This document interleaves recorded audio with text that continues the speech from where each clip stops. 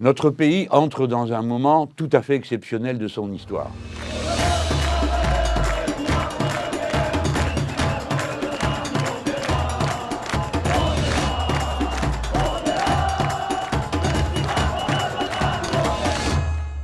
En ce moment se déroule un mouvement social qui est d'une ampleur inconnue depuis 30 ans.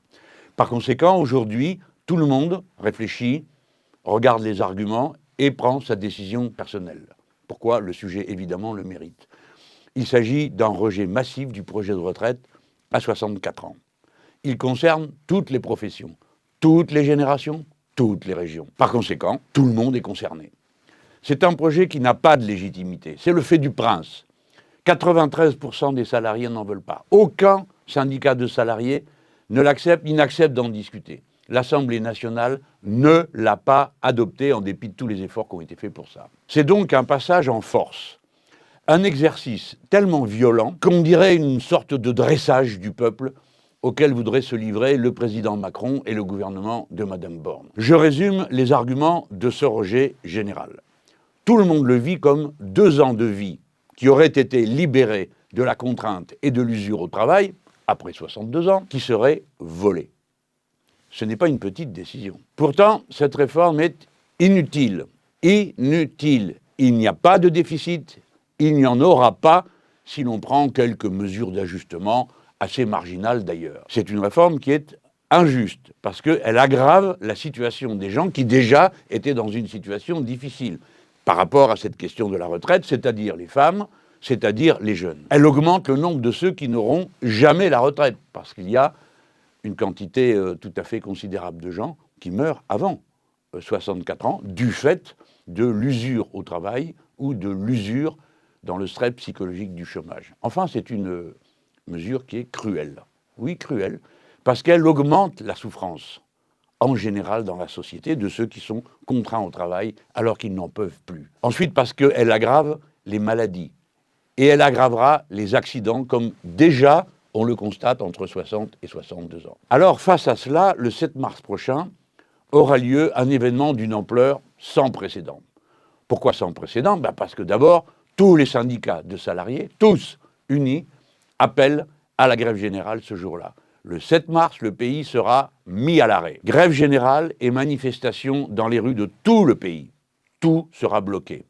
Les métiers de l'énergie, l'électricité, le gaz, la chimie, tous les moyens de transport, les trains dès le 6 mars, les bateaux, les gares, les ports, les aéroports seront bloqués.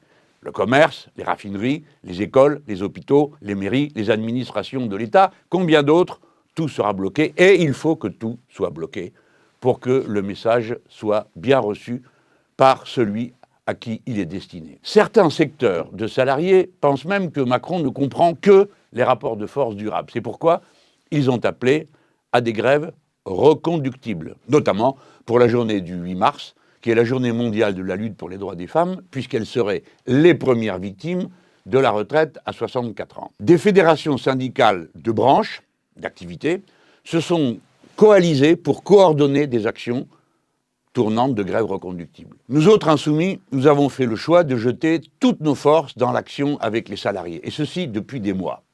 Notre but est que tout le monde étant concerné, tout le monde entre dans l'action. La retraite à 64 ans, c'est tout un monde dont nous ne voulons pas. Dans le programme partagé des partis de la NUPES, dans lequel il y a les insoumis, les socialistes, les écologistes, les communistes, nous avons prévu le contraire de la décision brutale de Macron. Nous voulons la marche, dans l'autre sens, vers la retraite à 60 ans pour 40 annuités. Nous avons prouvé que nous savons financer cette réforme. Elle serait utile, elle serait juste et elle serait bienfaisante pour les personnes comme pour la société, car le temps libéré de la contrainte du travail est du temps que les gens, chaque personne, met au service de tous les autres. Par conséquent, avancer l'âge de la retraite à 60 ans, c'est donner à la société une respiration qui commence d'abord par 830 000 postes de travail que des jeunes pourraient occuper, mais aussi toutes les activités que les jeunes retraités pourraient mettre au service de la société tout entière. Notre but est de convaincre tout le monde de passer à l'action. Non seulement les salariés des entreprises que nous allons aider avec notre caisse de grève, mais aussi toutes les personnes qui ne sont pas salariées. c'est-à-dire les femmes et hommes retraités, étudiants, artisans et paysans, les chômeurs, bref, tout notre peuple. Nous avons organisé plus de 100 réunions publiques d'information depuis janvier. Nos caravanes d'explication tournent en ce moment même dans les quartiers populaires du pays. Nous avons collecté des dizaines de milliers d'euros de caisses de grève pour les remettre aux grévistes sur le terrain. À l'Assemblée nationale, les députés insoumis ont tenu leur tranchée nuit et jour, sans jamais de faiblesse ni arrangement, en dépit de la répression contre certains des nôtres pour un mot, et des manœuvres politiciennes du pouvoir contre les droits des parlementaires, et surtout d'une procédure tellement abusive qu'elle est sans doute largement anticonstitutionnelle, comme on le verra bientôt, sitôt que le Conseil sera sollicité. Cela nous a valu un harcèlement médiatique hostile comme rarement vu. Comprenons-nous bien, la question de l'âge de la retraite concerne toute la société, toute notre façon de vivre, les priorités de notre existence, mais aussi notre rapport à la nature. Oui, notre rapport à la nature. Produire plus, pourquoi faire? Nous pensons, nous, au contraire, qu'il faut produire mieux, c'est-à-dire moins de gaspillage. Le gaspillage est partout, dans l'agriculture, dans l'agroalimentaire, dans la production en entreprise, dans le nombre des objets que l'on produit et que l'on jette aussitôt, soit parce qu'ils sont jetables, soit parce que très vite, ils ne fonctionnent plus. L'abus, le gaspillage, les excès de toutes sortes, ça suffit. Ce dont nous avons besoin, c'est de travailler mieux. Et pour travailler mieux, il faut travailler moins chacun, et donc travailler tous. Voilà notre logique de vie, notre manière de voir les choses. Et oui, nous assumons le fait que c'est une idée révolutionnaire que de vouloir avoir comme mot d'ordre le bonheur et la vie douce.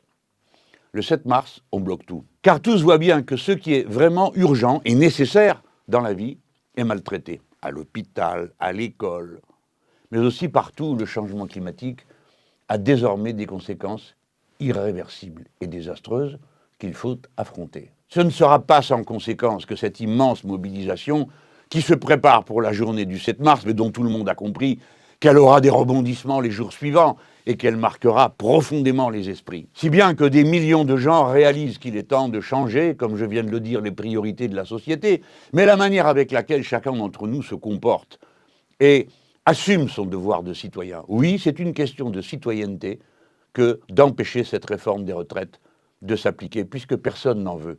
Et que si elle devait être mise en route, ce serait contre la volonté de la majorité du peuple. Or, une société démocratique ne peut pas fonctionner si les décisions qui sont prises dans des conditions de vote chaotiques, contraintes, forcées, brutalisées, comme ça a été le cas devant l'Assemblée nationale, et ensuite contre l'avis de la majorité de la population. La démocratie, c'est un tout.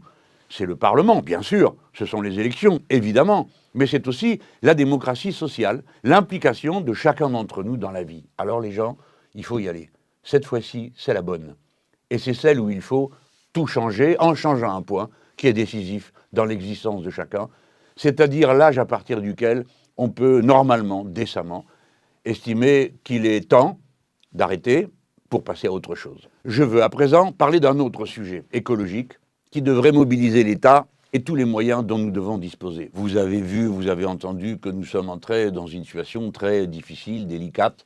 Le cycle de l'eau est complètement perturbé dans notre pays, comme d'ailleurs sur tout le continent. Mais moi, j'avais commencé, j'espérais qu'on en parlerait, parce que je considère que c'est un sujet essentiel de la civilisation humaine, que l'accès à l'eau, évidemment, tout le monde le comprend. Et j'avais commencé à en parler dans les élections présidentielles pour que ce soit un enjeu du débat. Ça ne l'a pas été. Et bon, j'ai fait quand même, avec toute l'équipe, beaucoup d'efforts. Je me suis déplacé à différents endroits où il y avait des sécheresses. Bon, pas d'écho. Ensuite, nous avons fait le grand meeting immersif, vous vous en rappelez peut-être, au début de la campagne de 2022, cette fois-ci, à Nantes. Et puis, bon, ça n'a pas non plus eu l'impact que j'en attendais. Et j'avais fait plusieurs interviews dans la presse et puis plusieurs présentations dans des conférences ou dans des meetings. Et à la fin d'ailleurs de ce petit passage, nous mettrons les liens avec des textes que j'ai écrits sur le sujet pour essayer d'alerter à temps. J'avais dit que nous réapproprier le cycle de l'eau, c'était le défi du siècle. C'est le défi du siècle. Car nous allons aller vers une pénurie générale et aggravée. Alors ça aurait pu tomber autrement si le climat avait évolué différemment, le changement climatique. Pour l'instant, il va dans cette direction qui est que nous manquons d'eau. Puis ensuite, vous aurez une autre phase dans laquelle il va tomber des trompes d'eau partout, en tout cas à certains endroits, et la dévastation vaudra au moins autant que la sécheresse. Prenez ça très au sérieux. C'est pas juste qu'il manque de l'eau, c'est que tout le cycle de l'eau étant perturbé, tout ce qui touche ou qui va avoir un rapport avec l'eau est impliqué par la nouvelle situation. Je vous rappelle qu'en 2021, nous avions fait, c'était Mathilde Panot, la présidente de notre groupe parlementaire aujourd'hui, qui avait mené une opération de votation citoyenne pour mettre le droit à l'eau en 2021 dans la Constitution. Et depuis, on est revenu à la charge à plusieurs reprises. Parce que depuis 20 ans, l'un des nôtres, Gabriel Lamarque, un député insoumis du Rhône aujourd'hui, a lancé l'alerte et commencé à mettre en route des campagnes de sensibilisation, d'action, d'intervention, et continue aujourd'hui, par exemple, à entrer sous l'angle de la défense de l'accès à l'eau pour mener certaines grandes batailles, comme par exemple la bataille contre le train Lyon-Turin et le tunnel, parce qu'il a montré comment ce percement mettait en cause des réserves d'eau tout le long de la route qui y conduit, et puis sur le site lui-même, l'eau qui est contenue dans la montagne, qui part dans le vide. Alors jusqu'à présent, c'était censé être juste un discours des écologistes insoumis, qui s'intéressaient à l'eau, et également les autres écologistes.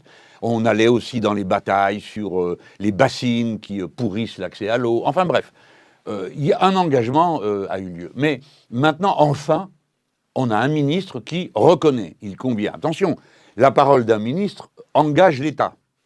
Donc à partir du moment où il est engagé, vous pourrez commencer à vous organiser pour peut-être sur le plan juridique intervenir. Mais le ministre vient de dire que dans les années à venir, nous aurons 10 à 40% d'eau disponible en moins. Les premiers résultats, vous les avez vus, c'est la situation l'an passé en Gironde, où il y a eu des incendies désastreux qui ont, pour une part, défiguré les lieux, mais surtout atteint assez profondément toute la biosphère de cette zone. La situation désormais est plus grave que l'année dernière où déjà on disait c'est historique. Pourquoi ? Parce que les nappes phréatiques, alors les nappes phréatiques, c'est-à-dire l'eau qui est en sous-sol et qui reste comme des sortes de lacs souterrains ou qui sont de l'eau contenue dans des roches ou des terres souterraines et qui sont, hélas, considérées comme à disposition de qui veut s'en servir. Et certains en abusent. Notamment les minéraliers, c'est-à-dire ceux qui produisent de l'eau minérale et qui vont pomper, au point qu'il y a des endroits où on pompe de l'eau pour en faire de l'eau minérale et où les gens n'ont plus d'eau au robinet. C'est la totale garantie d'absurdité de la gestion capitaliste de la réserve eau, comme toujours, où ce qui est premier, c'est la marchandise, et ce qui est second, c'est les êtres humains. Alors, il se trouve que là, on arrive au printemps, c'est aussi la raison pour laquelle j'en parle, c'est qu'à partir du printemps, le pompage naturel s'amplifie. C'est tout simple, les racines prennent plus d'eau parce qu'il y en a besoin de plus. Donc il y a moins d'eau qui ruisselle jusque dans les grands fonds où se trouvent les nappes phréatiques. Elles n'ont pas rechargé et donc elles ne vont pas être en fameux état avant d'attaquer l'été. Et donc cet été, on doit s'attendre à une situation particulièrement difficile. Dès lors que vous combinez moins d'eau disponible et moins d'eau de surface, parce qu'elle a disparu, eh ben vous augmentez le risque de feu, le risque de pénurie de toutes sortes, les communes qui n'auront plus d'eau au robinet cet été, mais aussi des communes qui ne sauront comment faire face au risque du feu. Alors, dans cette situation, il faut être clair, ce n'est pas la consommation des ménages qui est le problème, parce que ça n'est que 12% de ce qui est consommé. Le plus important, c'est l'agriculture et l'industrie. Par conséquent, si on veut avoir des plans dans la durée, il faut aller à la racine des problèmes, notamment diminuer la consommation d'eau dans l'activité économique en général, l'activité agricole comprise. Et le dire, ce n'est pas punir ou montrer du doigt les paysans, qui sont 400 000 dans notre pays, c'est pas ça le sujet. Le sujet, c'est que nous devons tous faire face à cette crise, peu importe quel est son métier et quelle est la place qu'on occupe dans la production. Alors on pourrait prendre des décisions. Par exemple, nous pourrions refuser d'exporter l'eau. Ah, Monsieur Mélenchon, on exporte de l'eau, où ça, quand ? Chaque fois que vous faites une culture qui est destinée à l'exportation, vous exportez de l'eau, puisque cette culture n'est possible que grâce à de l'eau qui est prélevée ici et qui n'est pas renouvelée. La deuxième chose la plus importante, c'est évidemment d'arrêter de perdre et de gaspiller. Dans les communes de moins de 3 500 habitants, c'est jusqu'à 50% de l'eau qui est perdue parce que les canalisations sont en ruine, parce que souvent, les communes n'ont pas les moyens de les changer. Et quand c'est une société privée, elle ne fait pas toujours ce qui est nécessaire, et à vrai dire, ce n'est même pas souvent qu'elle le font. Il est clair que si on doit remplacer les canalisations de notre pays au rythme auquel on le fait aujourd'hui, il y en a pour 300 ans. Donc il est peut-être temps de changer de braquet. On peut peut-être faire autrement, on peut peut-être faire mieux, surtout qu'on a en France les usines qui produisent les canalisations dont on a besoin. Il faut donc cesser de perdre l'eau de partout. Et puis, il faut les mesures anti-feu. Il faut s'y prendre maintenant, il ne faut pas attendre qu'il y ait le feu pour se préoccuper de la question. Donc, prépositionner des réserves d'eau. Donc, s'assurer qu'on a le nombre d'avions dont on a besoin. Et si on ne l'a pas, alors il faut les acheter. Et les acheter maintenant, pour les avoir cet été.